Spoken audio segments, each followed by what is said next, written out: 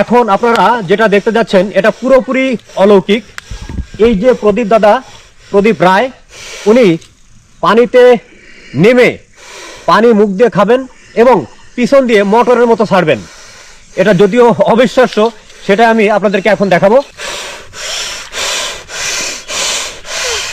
দেখতে পাচ্ছেন দাদার যে প্রস্তুতি, সেই কাজ করার আগে উনি ছেড়ে নিচ্ছেন, হয়তো নিঃশ্বাসটা, হয়তো বাতাস শরীরের ভিতর ঢুকে নিচ্ছেন।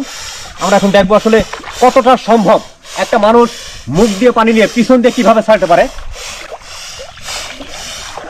এই হচ্ছে সেই বাংলা সুপারম্যান প্রদীপ রায়।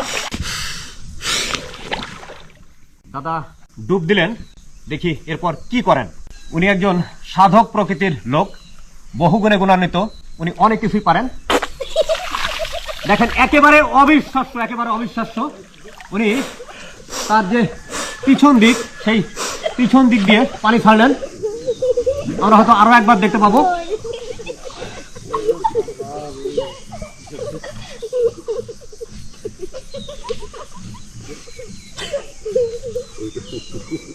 এটা একজন সাধারণ মানুষের পক্ষে, ও নো, দেখতে পারলেন, এটা একজন সাধারণ মানুষের পক্ষে আসলেই অসম্ভব।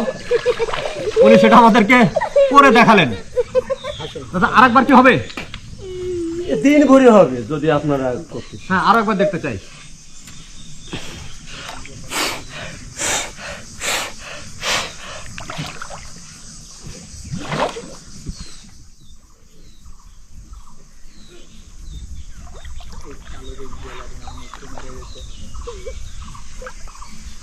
জানি না আমার গায়ের উপর এসে পড়ে কিনা।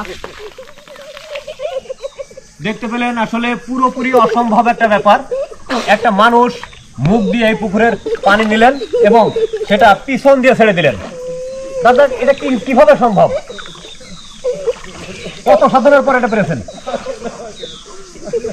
এত বছর বছর ধরে। এটা আমার এক জামাই ছিল, সে অনেক সাধনার, অনেক মহাপুরুষের জীবনী পড়েছে, পড়ে এইগুলো করতো, নিজে দেখেছে। তখন আমি তার মাধ্যম থেকে, তাহলে নিশ্চয়ই একটা কোনো আছে, তাই আমি সেখান থেকে শুরু করেছি। তখন এটা সম্ভব হয়েছে। কত বছরের সাধনা? এ প্রায় 30 বছর হবে। আমার জামাই, আমি যখন ছোট ছিলাম তখন থেকে আমাদের জামাই, সে বৈষ্ণব ছিল, অনেক কিছু জানতো, করতো তার মাধ্যম থেকে।